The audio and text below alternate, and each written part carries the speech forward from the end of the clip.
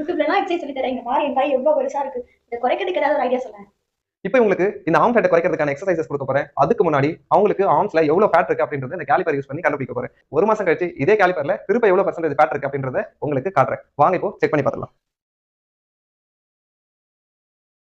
Arm fat குறைக்கக்கூடிய முக்கியமான எக்ஸசைஸில் இந்த மாதிரி கையை நேராக நீட்டிக்கிட்டு முன்னாடி 10 முறை பின்னாடி 10 முறை நீங்கள் பாட்டு சுற்ற வேண்டியது தான். இப்படி சுற்றினீங்கனாலே உங்களோட ஆர்ம்ஸில் இருக்க ஃபேட் எல்லாம் கொஞ்சம் கொஞ்சமாக கரைஞ்சி குறைய ஆரம்பிச்சிடும். பார்த்தீங்கன்னா இந்த மாதிரி 2 கையை கோத்துக்கிட்டு எல்போ மூவ் ஆகாமல் நேராக வச்சுக்கிட்டு கீழே மேலேயும் கையை நீட்டினீங்கன்னா போதும். கையோட கீழே தொங்குற ஃபேட் இருக்கும்ல, அது சீக்கிரமாக குறையும். அதே மாதிரி குனிஞ்சிக்கிட்டும் எல்போ மூவ் பண்ணாமல் கையை நீட்டணும் மடக்கணும் நீட்டணும் மடக்கணும் நீட்டணும் மடக்கணும் இந்த மாதிரி ஒரு 10லேருந்து 15 முறை பண்ணலாம். 2 கையை இந்த மாதிரி மாதிரி வச்சுக்கிட்டு மேலேயும் கீழேயும் தூக்கி தூக்கி இறக்கணும். இன்னைக்கு திருப்ப காலிபர் வச்சு ஃபேட் எவ்வளவு இருக்கு மெஷர் பண்ண போறோம். என்னோட ஒய்ஃபுக்கு ஆர்ம் ஃபேட்டை நம்ம ஒரே மாசத்துல குறைச்சிருக்கோம். ஸோ அந்த எக்ஸசைசஸ்லாம் நீங்க ரெகுலரா பண்ணீங்கன்னா உங்களுக்கும் 30 நாள்ல கண்டிப்பா ஆர்ம் ஃபேட் குறையும் அப்படின்னு யாராவது ஏதாவது வீடியோல சொன்னாங்க அப்படின்னா தயவு செய்து நம்பாதீங்க.